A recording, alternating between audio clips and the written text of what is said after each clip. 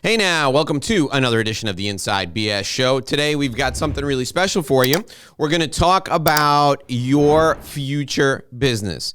That's right, I've got an expert on picking businesses to match people and their goals. You're going to love this show because we're going to talk about what you can do with your future. I want your dreams to run wild because this is the guy who can make them all happen. Ladies and gentlemen, please join me in welcoming Scott Majeski to the Inside BS Show. Scott, welcome aboard. Tell people why you make their career dreams come true. What is your job? What do you do? Sounds great, Dave. Thanks for having me. Well, I'm a franchise consultant. I help people make that transition from corporate America into business ownership through a franchise system. So how do you become a franchise consultant? Like, I love the story that you have because you're exactly who I want to help me pick a franchise. Explain to people how you became a franchise consultant. So I worked in corporate America. I worked in the investment world. And in 2008, when the investment world blew up, I got chewed up and spit out. And, they weren't hiring vice president level people like myself, so I had to remake myself. So I know someone in the industry. I contacted him and asked him, how do I learn about franchising? Thinking that might be an option for me. And so he connected me with a franchise consultant. I went through the process, and I ended up opening a PureClean water, fire, and mold restoration company. And I opened my doors, June 1st of 2009, right at the height of the Great Recession, which my friends thought I was absolutely insane to do. And so I opened my business and grew that business out of the recession, grew it to a profitable business. And then in November of 18, I sold that business. And just through kind of luck, I got called by an ex-colleague who lost his job. He called me to ask me about, my business, heard I was doing well, wanted to ask me some questions about franchising.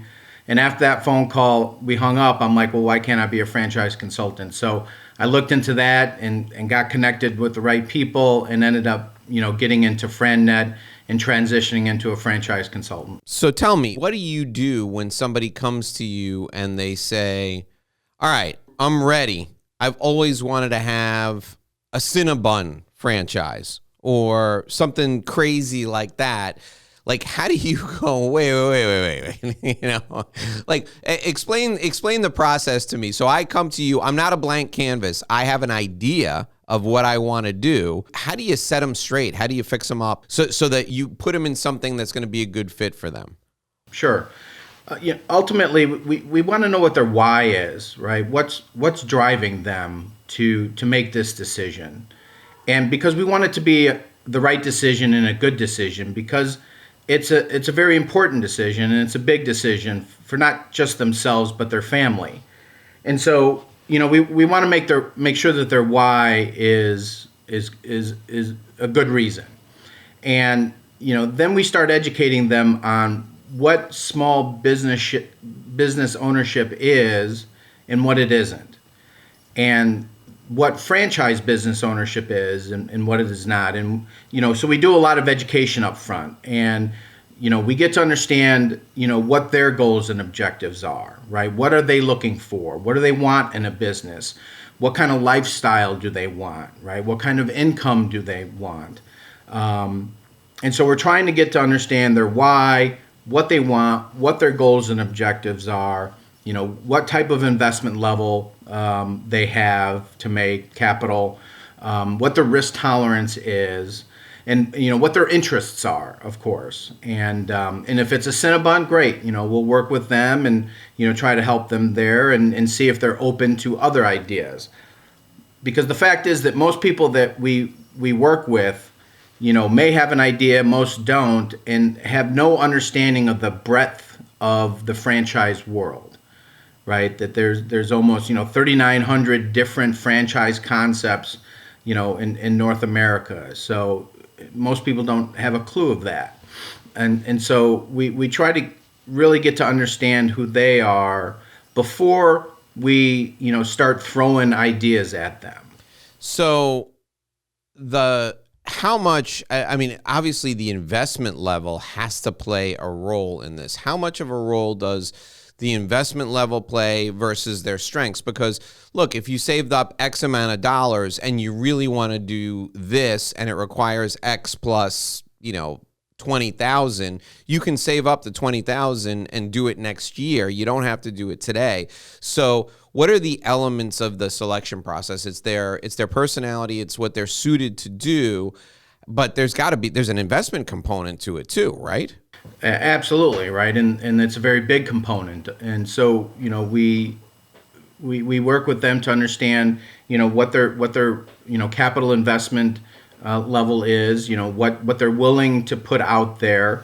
They have to have some cash. The rule of thumb is whatever the total investment level is, you're going to need about a 25 to 30% in cash, to get going. The rest can be financed in one of many different ways. And so we want to understand that they have the cash, they have the net worth to sustain themselves while they're getting this business up. Is it a husband and wife, and is one partner going to be working while the other partner gets the business up? And how are they going to secure their financing? But what is their investment level, and then how much income do they want to get out of this business, right? If I get a client that comes to me and says, I want to make $500,000 a year, okay, $50,000 isn't going to get you there, right?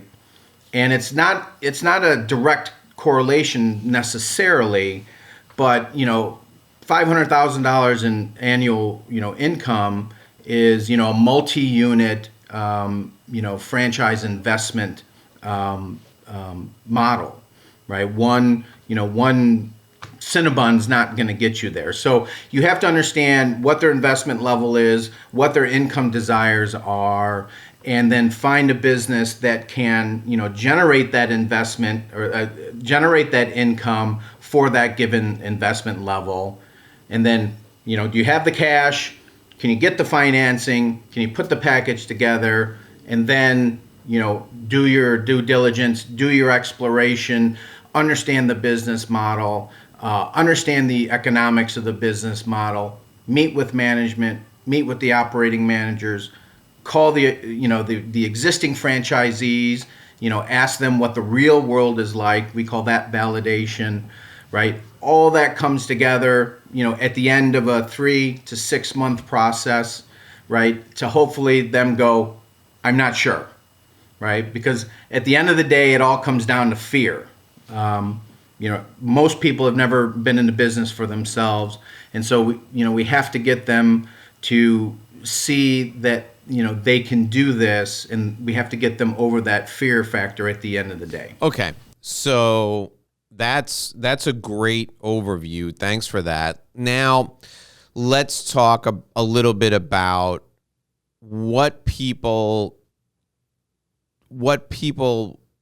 look at when they're thinking about a business, then they're thinking about a franchise, and let's talk about what the reality is, right?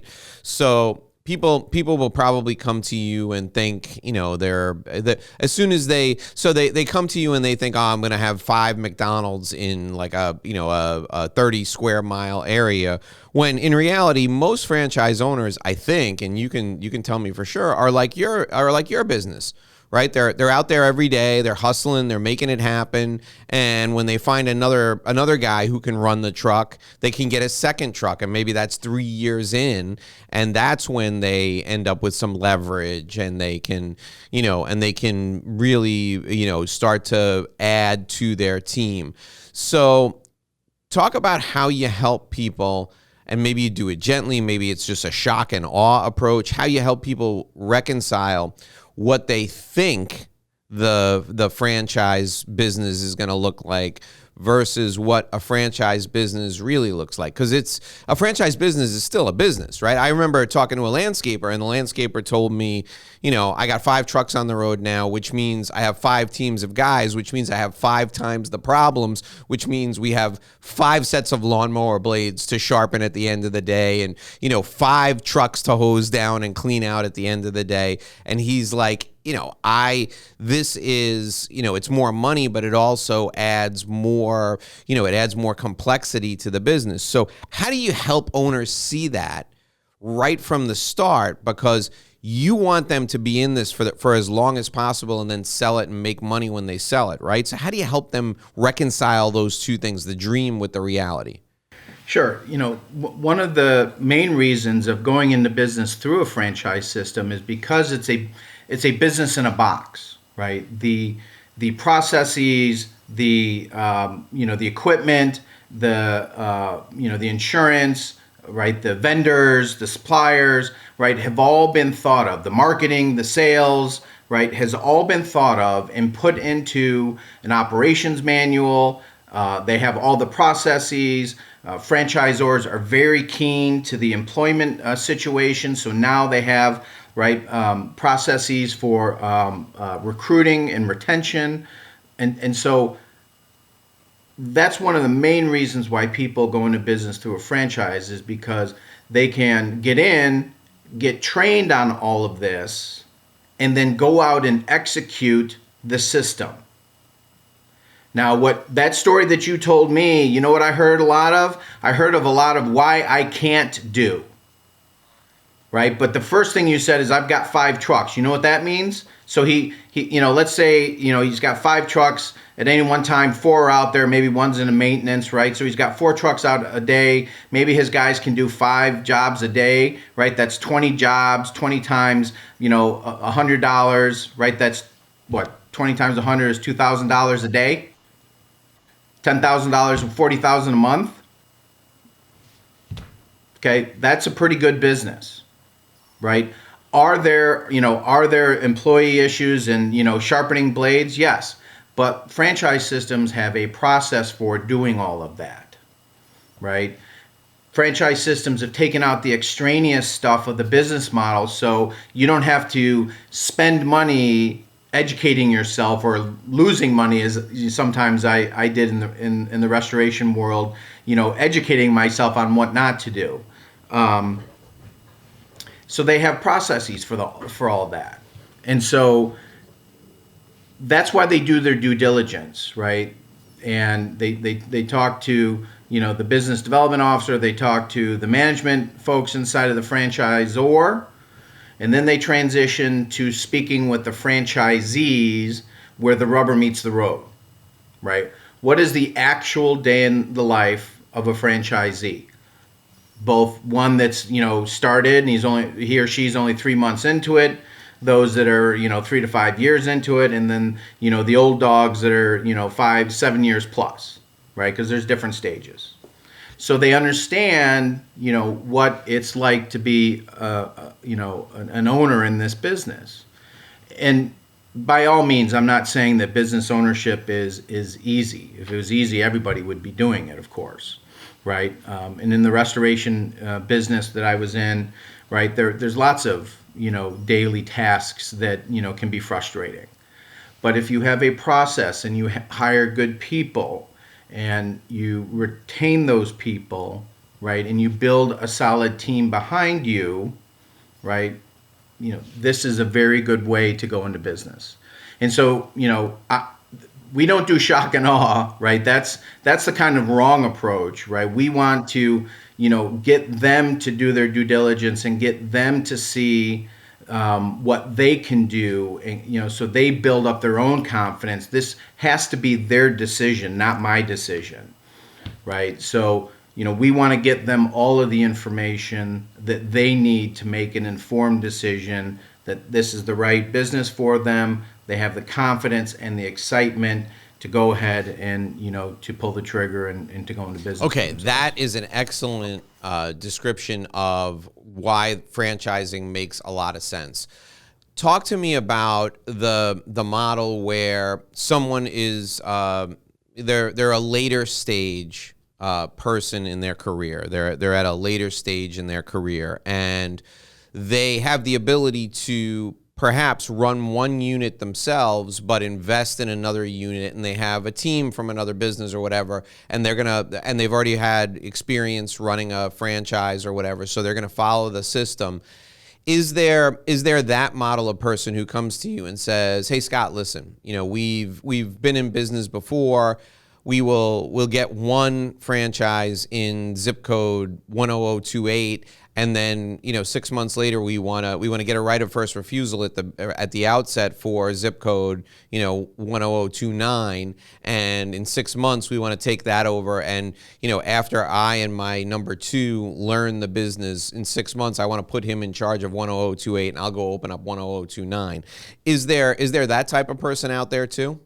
Yeah, absolutely. And even before they open up, we have that discussion of, do you want to start with one territory or one unit, or do you want to open up as a multi-unit franchise owner with a development schedule, right? What is your vision? How do you see this business growing, right? How big do you want to get? There are some people that want to be empire builders. Okay, well, again, here's your investment level, time, strategy.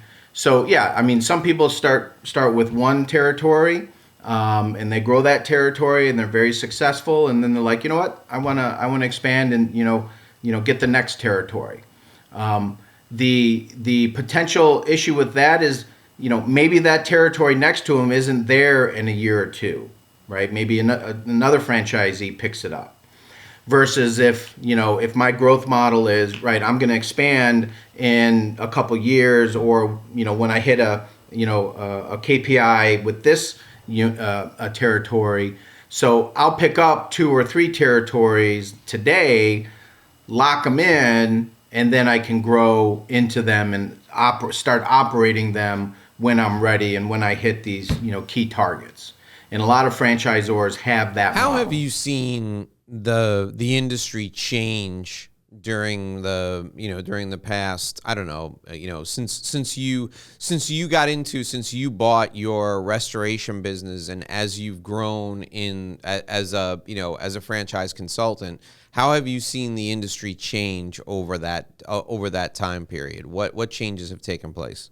The restoration industry, No, or in franchising in general? Well, the great job market we had from what was it, 16 to 20, right?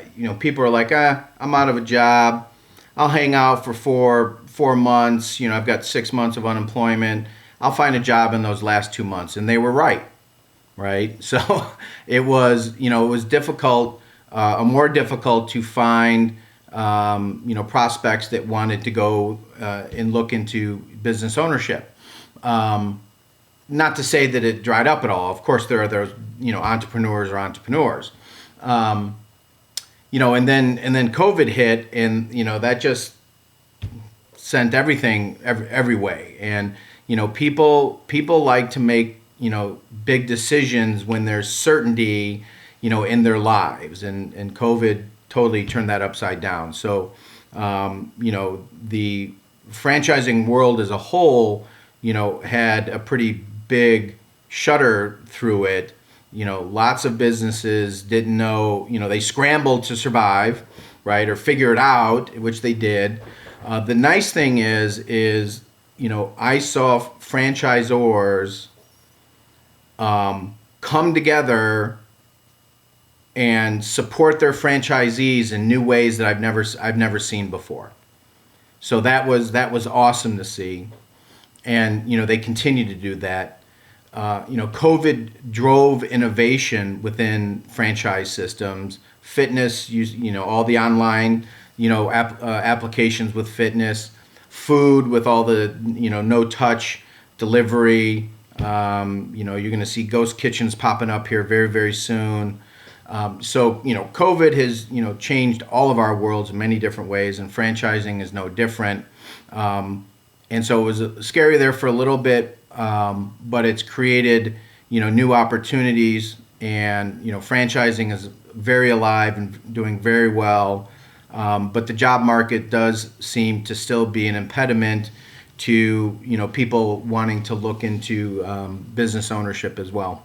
All right, so I want you to give some thought to this next question, and I'm going to give you a minute to think about it because I want to introduce the folks to our sponsor. So think about this question: What is a franchise that when you present it to people, they immediately go, "Wow, that's really interesting"? What is I guess I'm asking you, Scott, what is kind of the hot or trendy franchise brand or franchise concept that you talk to people about, and they may not sign up for it, but they immediately go, "Ooh, how does that work?" So I want to hear the answer to that question in just 1 minute. First, I want folks to know that if you're a business owner, eventually you're going to think about selling your business, and you're going to want to know how much your business is worth. I've got the exact people you should call to answer that question. You need to call my friends at Sandrowski Corporate Advisors. You see, for over 35 years, the folks at Sandrowski have been helping people do business valuations. That means they look at the business and they can dive deep into the financials. They can look at comparable business in the marketplace, and they can tell you what your business is worth. Now, when is this valuable? Well, it's valuable if you're within 5 to say 7 years of selling your business. It's valuable if you're going to merge with another business. It's valuable if you're looking to buy a business, and the business that you're looking to buy may be comparable to yours, but it may be in a better place or it may be in a worse place. You need a valuation on that business. The folks at Sandrowski can do that. They understand business, and they are a CPA firm with a different perspective. So if you want to call them, you need to do this. Dial 866-717-1607. Man, you can tell how old I am. I just said dial, right? 866-717-1607. You see, kids, we used to have phones that had a big thing on the front that was round, and you would stick your finger in the little hole. Anyway, 866-717-1607. Call Sandrowski today. They will help you make a good decision. They will help you reposition your business or restructure your business if you need to. They'll help you save money on your taxes too. 866-717-1607. We're also brought to you by my Revenue Roadmap Guide. All you need to do to get a copy of my Revenue Roadmap Guide is go to a website named revenueroadmapguide.com. Now, here's the thing. This is the guide I use to help my clients with business development. So if you're a lawyer and you want to build your book of business, you're a CPA, you want more clients, you're an engineer, you're a consultant, you do anything involving relationships, the Revenue Roadmap Guide will help you. Go to revenueroadmapguide.com, enter your contact info. This is free. You can download your business development plan, no cost at all. It's my gift to you for being a listener, for being a viewer of the show. All right, so Scott, what is the concept these days when you say to people, "Hey, have you ever thought about this?" They go, "Ooh, that's really interesting. How does that work?" What concept is really hot in franchising now? So there's, anything that is, environmentally friendly, tends to be hot, tends to be, interesting, not always accepted right at first, but definitely people are more conscious about environmentally friendly businesses today than not. So and I kind of use this business as the wild card when I present my findings to a client, right? Sometimes it may not completely fit their profile, but we like to bring in a wild card just because you never know, and sometimes they're the ones that our clients go to. So this is a waterless, absolutely no water is used, mobile car wash business. Okay. How do they clean the cars? Not very sexy. How does it work? You didn't ask sexy. No, but listen. Hey, I'm a big fan of dry cleaners. Dry cleaners aren't sexy, but the thing about dry cleaners is the client lifetime value. It's the repeat customers, right? You get them to drop their shirts off one time, to pick up their shirts one time. If they do it a second time, you got them. That's it. Right. So dry cleaners aren't sexy, but it's a great business model. So tell me about this. So I'm intrigued now. The waterless car wash. So what is it? Is it like a box of rags? Here's your franchise. So they have a proprietary solution, right? They can, go through grime. It's not like you can't have a dirty car. And they do custom cleaning inside and out, just like you'd go to a regular car wash. They can set up on the corner of some a shopping mall. They got pop-up tents and pop-up banners, and they also go to people's homes. So I experienced this last summer. So I was trying to get my SUV washed, and we have a great place just short distance from us, but it seems to be the only place within, a relatively short driving distance from me. And so I called them up. I said, hey, I'd like to get a detail. Okay, we're four weeks booked out. Wow. I'm like, 4 weeks? I'd never heard of a place being booked out 4 weeks. Right? So, this area could use something like this, right? And you just need to find the right person. Now, this business actually comes from across the Atlantic to us. It didn't start here in the United States. It started over there in Europe, and then the founder brought it to the United States. It's a really intriguing concept, and it just goes to show you that if there's a business in a sector, there's probably a franchise in that sector too, right? Somebody figured out how to make the business work. They figured out the systems. They took the time to write the systems down, and there's probably somebody who figured out how to make it work. So break down for us the advantages to franchising in a really clear, concise way, because there are people listening right now who are thinking about starting a business, and they didn't give a franchise a thought because they were like, monthly royalties. I don't need no stinking monthly royalties. Well, what you don't need is to fail in 6 months, right? So a franchise is basically a successful business that somebody else has done that you can replicate. So give us the benefits of franchising. It's a three-legged stool, right? It's generally a lower cost to enter into the business, lower risk, and quicker to get into business, right? So I'll give you my personal story, right? Back in 2009, when I was looking to do something or looking for my next move, right? I don't sit around and not work well, right? So the other thing is I'm not a creator of manuals, right? I'm not a good writer, right? I can think of things, but putting it on paper is very difficult. Which is why a franchise system was the best, mode to get into business for me, because 2009 was a very risky time.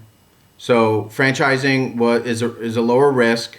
I got into a service business with a demand component, lowered my risk even as much as possible. Right, the investment was within my range, and because the credit markets were, frozen at the time, this was pretty much self-financed. And I wanted to be in business, ASAP. And I did my research, I did my validation, I did my due diligence in 3 months flat. Right, and signed the agreement and off to training. I didn't open my business in 3 months, but I did all my research and signed the agreements in 3 months flat, which is pretty quick. Oh, that's great. That's a fantastic example, and I would imagine that it's a good thing as a franchise consultant to have owned a franchise, so that you live and breathe it, you speak the language, like people they can feel it coming from you, that you get what they're talking about. All right, so somebody listens to this and they say to themselves, hey, I got it. This guy, he convinced me I'm going to buy a franchise. what are the next steps? What are the first steps? I shouldn't say next steps. What are the first steps? What should people do if they're thinking about starting a franchise? They have some money saved up. They have good credit. They've been in business for a little while. What's the first thing they need to do? So we've found them a business No, they're already? coming to you. They've got their house in order from a financial standpoint, from a credit standpoint, and now they gotta get started on the process of finding something. Right. So we have an initial conversation. We go through the basics. We have them fill out our entrepreneurial profile, which is a profile about themselves. Gives me a lot of information about their decision making process, their skills, their preferences, right? Just a lot of information about them. Then we move to building a personal business model. This is where we sit down and, I just ask them a bunch of questions. What industries or categories do you have an interest or you're not interested in? Geographically, where would you like your business? Because nowadays, right, people, are contemplating moving, all over the place. So we can, I can help people that are moving out of state or people that are moving into state, or, so I can help people across the country. What about employees? Are you, do you want a business with no employees? 2 or 3 employees, or as many employees as it takes to, operate, a given size business? What about the maturity of the franchisor? There are franchisors that have been out there 20 plus and some that are just started, right? Each has advantages and disadvantages. So there's all these questions that we go through, right, to build what they want their business to look like, act like, and feel like. So once we do that, I have their entrepreneurial profile, I have their business model. Then I start conducting my research. We represent about 280 different franchisors that cover all categories of business, and I narrow that down. And my goal is to come up with 3 to 5 options for my client to start their due diligence and look at. The one thing that we don't do is we don't come back to them and go, okay, here's the business for you, buy it, do it, invest in it, this is the one. That's not how we operate, right? Here are 3 to 5 businesses that meet your criteria, and I walk them through each business and why I think each business meets their criteria, their goals, their objectives. The lifestyle is a big thing, big part of that. And then I get them in touch with the franchisor. They start having weekly conversations. I kind of turn into a coach at that point, right? I'm making sure that they're getting the information. The franchisor is holding up their end of, the bargain in terms of informing them and teaching them everything about the business. I'm there to answer my questions from my client, set expectations, keep them on the rails. If their expectations go off the rails, sometimes I gotta gently nudge them back there. Life gets in the way, so sometimes they're like, hey, I've got to put it on hold, but I'll come on back. And I just help them through this process to the point where they get to the end. They've done all their due diligence, all their exploration. The franchisor has said, we would like to award you, a franchise. Here's the agreement. We would like, an answer within, 5 to 10 business days, typical, right? Then we have a phone call, and that's when the fear factor kicks in, for my clients, because at that point they've been asked to make a decision. Up to that point, they've never been asked to make any decisions.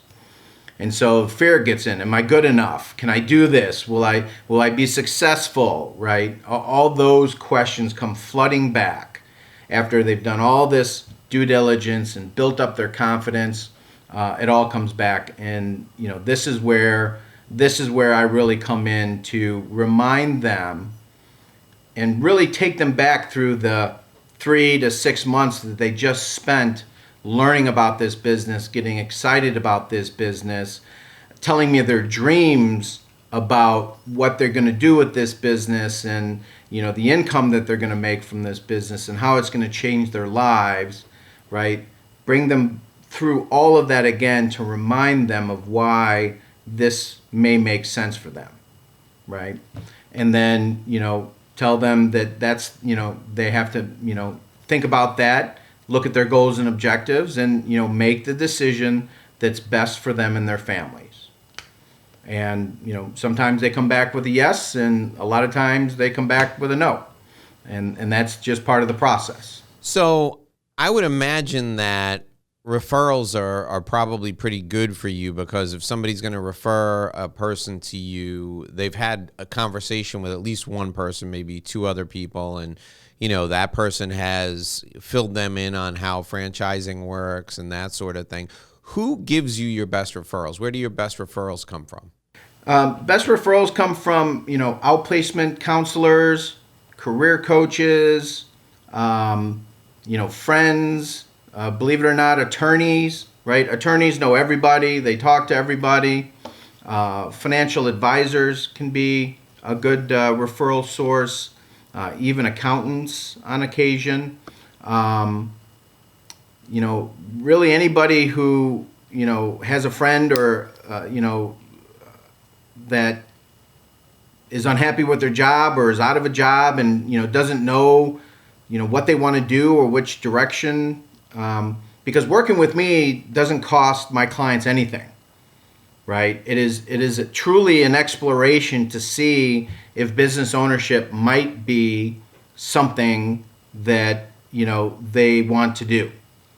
Because at any time through that whole process, they can say no. So, but referrals are the best source of new clients for me, most definitely. Okay, so if I hear somebody saying, hey, I've always wanted to own a business and, I think now might be the right time, that's a person to get in touch with, to put in touch with you. If somebody says, hey, I'm thinking about the next move in my life, I got a little money saved up, I'm going to take a month or two off and then figure it out, that might be a good person to connect with you too. If somebody says, hey, listen, I just got divorced and I got a bunch of money in a settlement and I got nothing to do now, maybe that could be a good person if they need to work. So, having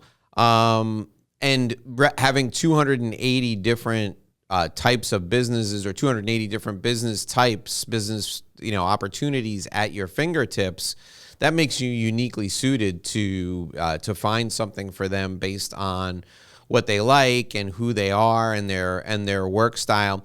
So that leads me to this question, Scott. Who is absolutely not a good person to connect with you? Who would you say, Dave, please keep them away from me. They are going to waste my time. It's just going to be a nightmare. I don't want that referral. Who's the person you don't want? Yeah, people who don't have an entrepreneurial spirit, have never, people who may not have ever thought of going into business for themselves, people who just enjoy going to work, getting a paycheck and coming home, people who are, somewhere in their life at the moment that, there might be, just too much going on and they can't focus on, the exploration, because it is a commitment of time. They have to make a commitment to spend the time to do the exploration. And if they can't make that commitment, then that's just not good for either one of us. So they have to be able to make that commitment, and they have to have that desire, right? Because again, business ownership isn't always hearts and roses. There's a lot of upside, but it does take hard work. I've enjoyed it, every step of it, of the way. But there's been moments where you're like, what have I gotten myself into? And maybe corporate life would be better, but the independence, the flexibility, and all the other upsides, the control, is definitely worth it. All right, Scott. So now I'm going to give you another minute to think. I want you to give us 3 things we should take away from our time together today. What are 3 things that you want the people who are watching, the people who are listening to come away from our time together, and you want them to remember. Take a minute and think about that. I want to remind folks once again that our show is brought to you by Sandrowski Corporate Advisors for over 35 years. The folks at Sandrowski have been helping people with their tax planning. So you are a successful person in business. Maybe you're a successful realtor or you're a successful salesperson and you've made a big sale and you got a huge commission and you're wondering how that commission is going to be taxed. Or maybe you're a business owner and you had a liquidation event, you had an exit event, and you sold your business and now you're wondering, oh my gosh, what am I going to do? How much tax am I going to have to pay? Or you are thinking of selling your business and you want to make sure you pay as little tax on the sale of that business as possible. Those are all scenarios when it makes perfect sense to call Sandrowski Corporate Advisors. You can reach out to them at 866-717-1607, 866-717-1607. And if you're thinking of selling your business, that is the best time to bring them in, because if you're going to sell your business anytime in the next 5 to 7 years, the way your business is structured will impact the tax burden you have when you make money from the sale of your business.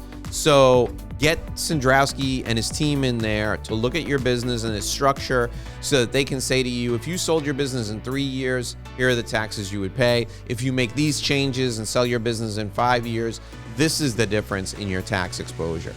You need to have somebody do that analysis for you because it makes all the difference in the world. Harry Sandrowski was just telling me that he saved someone over $10 million. Now, this was a big business that was sold, but he saved them over $10 million in capital gains tax because they took the time 5 years prior to the sale and structured the business appropriately. So 866-717-1607, 866-717-1607. Give Sandrowski a call today. And don't forget to get your copy of the Revenue Roadmap Guide. It's free. It's from me. It's a gift. I thank you for listening. I thank you for watching. Download your guide for business to business development today. RevenueRoadmapGuide.com. Go there, enter your contact info, get your free business development guide. Okay, Scott, give us the 3 things folks should take away from our time together today. Sure. Right. Franchising in the franchise world is more than food and retail. And that's the number one misperception that everyone has about franchising. There is no cost to work with myself as a franchise consultant. It doesn't cost you any more to get into a franchise business for working with a franchise consultant. Look at me as a real estate agent. It's kind of the same model, right? As a buyer, it's no cost to you to use a real estate agent. They know the lay of the land. They know which houses are good houses and which ones you should stay away from. It's the same as a franchise consultant. Third, and maybe most pointedly, right, business ownership is the path to controlling your life and your destiny and to wealth generation. There have been books written about it. So if you've ever had an inkling about maybe one day, maybe I want to own a business, or I think I could do that better, maybe exploring business ownership might be something you might want. All right, great advice. Thank you, Scott. I really appreciate it. Scott Majeski is a franchise consultant. You can reach out to him. You can call him at 312-806-9963. 312-806-9963. I'm putting his contact info in the show notes so you can email him to your heart's content as well. Start up a conversation with him. If you've got a little money saved and you're ready to start a business, Scott's the guy to call. 312-806-9963. Scott, thanks for joining us today. It was a pleasure having you. Dave, thanks very much. I appreciate it. It's my pleasure. Okay, folks, that'll do it for another episode of the Inside BS Show. We'll see you right back here tomorrow for another show. Until then, here's hoping you make a great living and live a great life.